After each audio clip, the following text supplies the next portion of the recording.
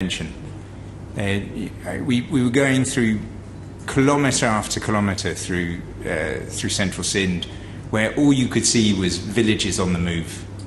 I literally saw tens of thousands of people just packing up what little they have, throwing it into trucks or just parking it by the side of the road, and trying to find a dry place to put their village.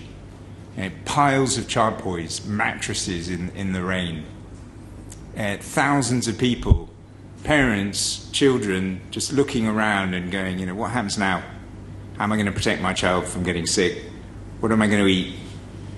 Where am I find water? Where will I sleep tonight? And this all across Sindh and much of Baluchistan. And their hands were stretched out, asking for help. Our help, your help. Now's our time.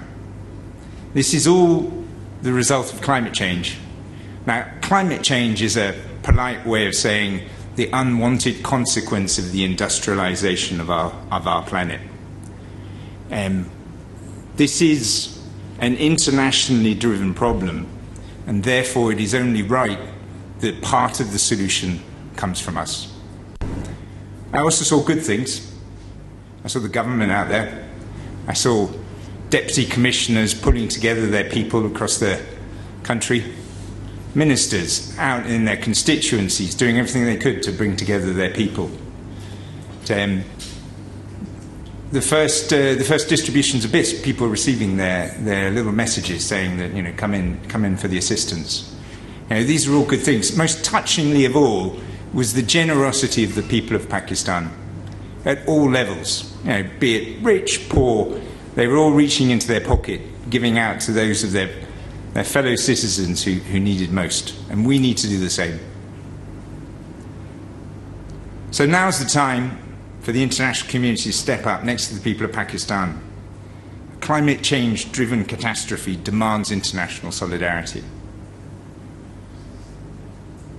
The United Agencies, funds and programs, well, we started responding. So have the non-governmental organizations, both national and international. But we are limited by the financial resources available to us. This flash appeal will help to correct that. The flash appeal will build upon solid foundations. Since the last superfloods of 2010, which were not of the scale of this one, the government, with your support, has built strong foundations. The Benazir Income Support Programme, at a press of a button, can distribute money to tens of thousands, hundreds of thousands of people. That didn't exist back then. We've strengthened National Disaster Management Aid Authority and the PDMAs and the DDMAs across the country. There's a network of humanitarian response facilities that can be used to build a strong response. That didn't exist in 2010. So we're building upon strong foundations. Our international humanitarian appeal for the United Nations and non-governmental organizations will build upon that strong foundation. We will contribute to the work of the government, and our assistance will be under the guidance and the cooperation of the National Disaster Management Authority and the Provincial Disaster Management Authorities. I'm very grateful to the assistance of member states and even private citizens in developed countries who've given for this response. Thank you. I'm asking you to do more because it's the right thing. Thank you very much, Mr. Harnais. I now request the Chairman of the National Disaster Management Authority, NDMA, Lieutenant General Akhtar Nawaz, to give us an overview of the flood situation in the country. Please, sir. Honorable Foreign Minister, Excellencies, ladies and gentlemen, Assalamu alaikum and a very good afternoon. The presentation that I'm going to make is based on a PowerPoint. It's more technical in nature to make you understand the impact, the losses, and what are, the needs. I would draw your attention to the very first page of the presentation, which actually sets stay on to previous one. Yeah, which actually, talks about the climate change and ultimately, its outcome. Next, please. Yeah, if you look at this slide, we lost this spring this year, 2022, we moved directly from winter to the summers. That was followed by 4 heat waves, where we faced forest fires, and our large tracts of the forest remained on fire for weeks.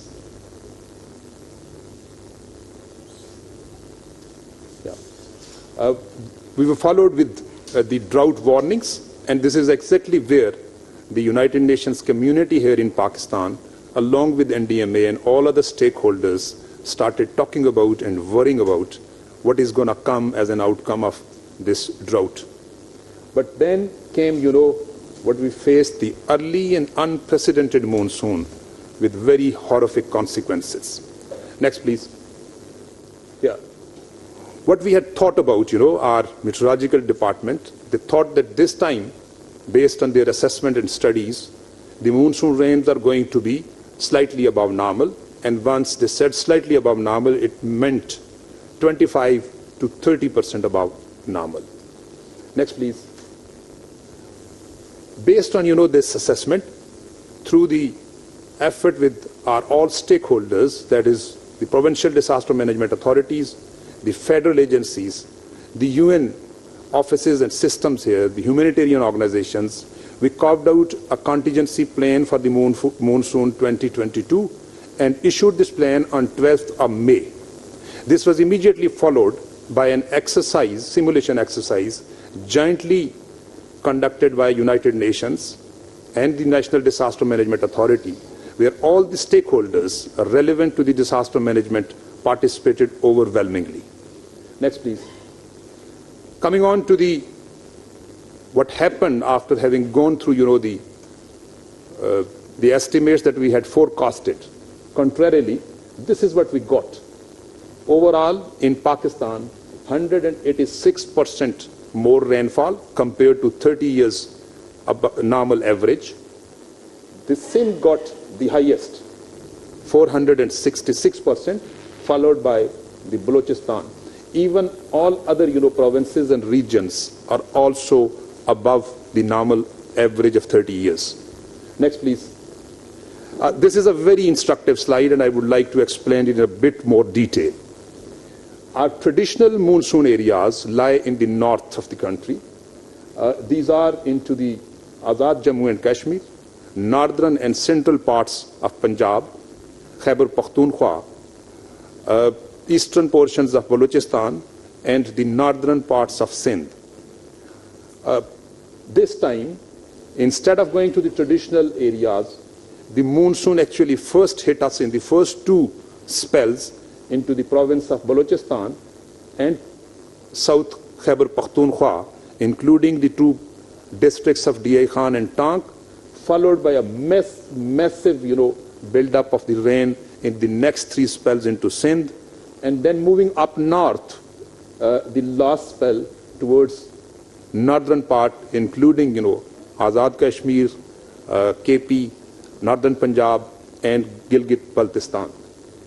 If you look at, this slide, how much the rainwater has come down from the skies directly into various areas, coupled with the flash floods, hill torrents, leading to urban flooding.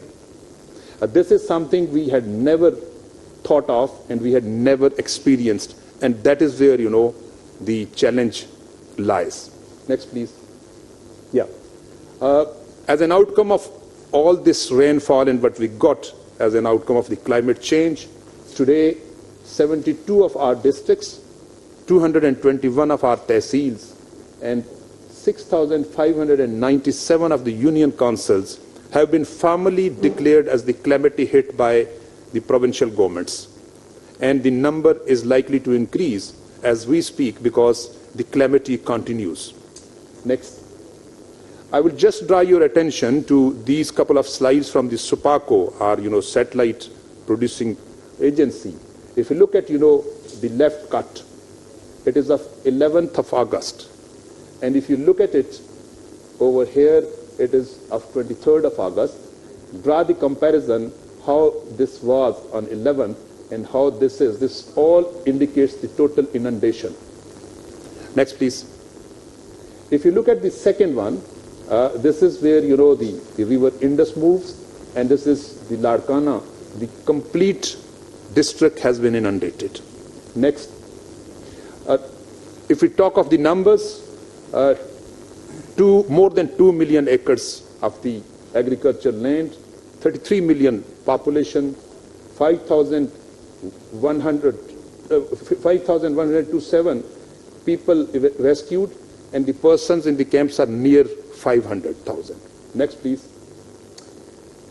The brunt, the casualties in terms of the deaths as well as in terms of injuries, the figure has crossed 1,100 in case of deaths and 1,600 in case of injuries. The brunt has been borne by the vulnerable, that is the women, children and the elderly. This is likely to increase due to massive inundation, where the houses are coming down and people are still facing the challenges to the survival and life. Next, please. If you look at this slide, this speaks of, you know, the infrastructural damages and also the loss of livestock. The most critical out of these are the bridges on our critical arteries and roads, the damages to the houses in a very, very large number, and this is unfortunately likely to increase. And also the loss, massive loss of the livestock. Next, please. Once we speak, you know, our two major water retaining structures, that is the Tarbela Dam and Mangla Dam. The Tarbela Dam has gone to its full capacity, whereas Mangla Dam, which used to be filled by this time, is still vacant by around 53%. And the reason is that its catchment areas, traditional monsoon areas, didn't receive the rainfall. Next, please. As we speak, this is what is the condition of our various rivers running down from north to the south. We are still having, you know, high floods, medium floods in certain, and a very high flood at Nowshera. But however, the situation is not very, you know, it's under control. There is nothing to worry much at the moment. We are grappling with this situation that is being faced here. Next, please. I'll just, you know, show you some of the videos, very selected one, to just highlight how difficult and, you know, tough it was. Can we have the video?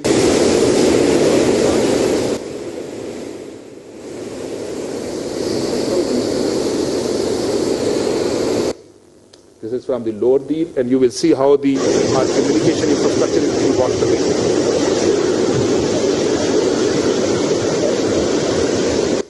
This one from Khyber Pakhtunkhwa in Shamla.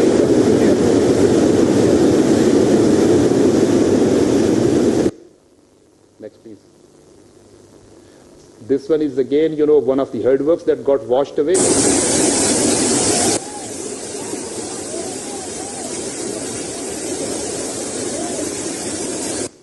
Next one, you will see how the infrastructure, the buildings have been washed away.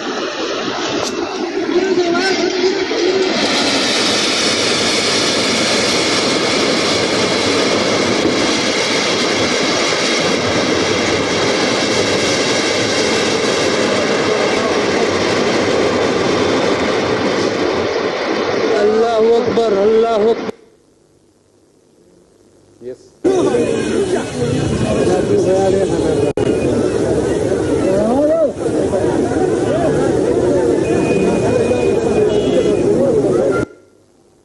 Next.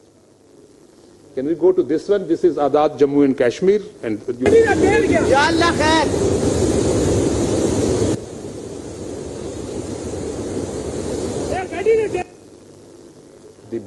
Balochistan, in the Bolan area. This one in the Lasbela near Karachi, a part of the Tonsa Barrage, Islamabad, Punjab area. Next, please. If you look at, you know, this, the complex of the houses, this is how thousands of houses and complexes are inundated in the province of Sindh as well as in Balochistan. If you look at, you know, this is the Lasbela, how the people are, you know, finding the safety wading through the gushing water. This is where the people are being helped out to the safety. Next. As we speak, the people are being, taken out from the inundated areas. This is what, was in the Karachi area. Look at, the people really stranded in the mid of, these running streams. Next. This is what is, the condition as we pull them out, put them to some kind of temporary shelters. If you look at, the infrastructure, the massive damage to the critical infrastructure all across the country. This is where, the vulnerable group that I was talking about, stays. Next. This is a very critical, the infrastructure that we are losing, and this is the extent of the damage. It will take a lot of time and massive, finances to rebuild. Next, please. Coming on to, the response by the federal government, the provincial governments, rescue relief by civil administration, disaster management authorities, duly supported by the armed forces, even the civil society, the humanitarian organization, continues as we speak. A committee has been established at the federal level, which is headed by Mr. Hassan Iqbal, the chairman of the committee. He's the Minister for Planning and Development. There are a couple of other ministers who are guiding and coordinating the rescue and relief effort. The emergency has been declared at the national level. Army has been requisitioned to carry out, the relief and rescue operations in support of the disaster management agencies. There has been an enhancement of the compensation package. I'll not go into the detail. That has already been partly covered. Next. Benazir Income Support Program, one of, the best social protection program, is already, rolling out at a very fast speed into all provinces. NDMA carried out a rapid need assessment and shared this one with our Ministry of EAD so as to, share it with the donors, and that has already been done, and they are working fast pace on it. There was a donor conference, a number of them actually, in the Ministry of EAD, as well as, headed by the Prime Minister. A joint survey by the provincial disaster management authorities, duly supported and assisted by NDMA and the Army, has already taken off in the province of Balochistan, and it will go on to the other provinces as well. Next, please. Coming on to the relief assistance, so far the relief assistance that has already reached to the flood affectees is as flashed. As we speak, more and more is pouring in because the need is so high, and it is so deficient, so less for us to give them the requisite the relief effort. Next, please. As we speak, the rescue and relief continues. The people are being pulled out, provided with the medical facilities, with the shelter. Next. Humanitarian organizations are also moving in and trying to help out. Next. If you look at these pictures, there are so many humanitarian organizations at their own that they are moving in, being coordinated by provincial disaster management authorities at province, as well as district, as well as the National Disaster Management Authority at the national level. Next. Wherever it is we find some space, the tent villages are being set up, the medical is being afforded, and also the food parcels are being distributed. Next. Next, please. Still, the people are being, brought to the safety using all kind of expedients, boats, etc. Next. As we speak, we have, massive effort of the aerial lift capability. The Pakistan Air Force, Pakistan Army, Navy have put, their all aircrafts available to do the rescue and relief operations. Next. Coming on to the last slide, what is the immediate and critical need? Already the earlier speakers have mentioned about it. These include the shelters and tents, food security, including the nutrition for the children and for lactating women, health support, water and sanitation, support for the livestock, and of course, once we move out of it, reconstruction and rehabilitation. I thank you all, ladies and gentlemen, for patient hearing. Thank you very much, sir. I would now like to hand over the floor to Mr. Ramesh Rajasingham, the head and representative of the UN Office for the Coordination of Humanitarian Affairs in Geneva and the director of the Coordination Division of OCHA. He will now conduct the proceedings in Geneva.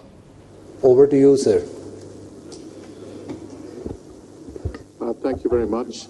Excellencies, distinguished delegates and colleagues, we have just heard from our distinguished speakers from Islamabad on the enormous impact of floods and the priority needs and in response the requirements of the Pakistan flood response plan. Here in Geneva, I am joined on the podium by His Excellency Ambassador Khalil Hashmi, Permanent Representative of the Islamic Republic of Pakistan to the United Nations Office and other international organizations in Geneva, the UN High Commissioner for Refugees, Mr. Filippo Grandi, the Under-Secretary General for National Society Development and Operations Coordination of the International Federation of the Red Cross and Red Crescent Societies, Mr. Javier Castellanos Mosquera. And in this room, we have with us also representatives of member states and partner agencies and organizations who will have a chance to contribute to our discussions if they so wish to do so. I would now like to hand the floor to His Excellency Ambassador Khalil Hashmi. Thank you, Ramesh.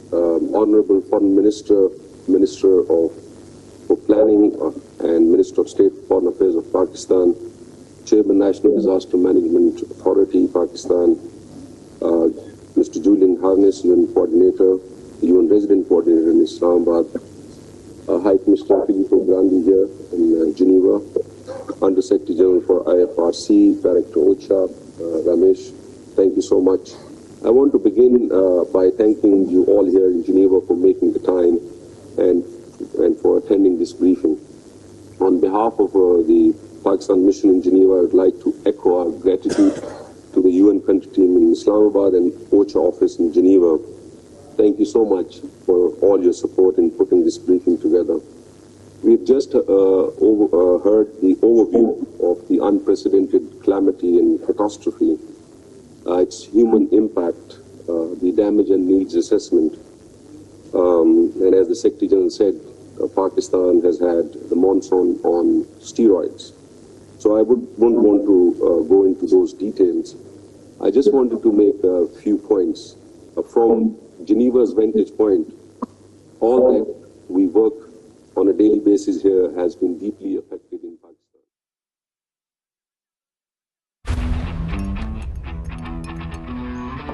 मामा इस दफा match हम जीतेंगे।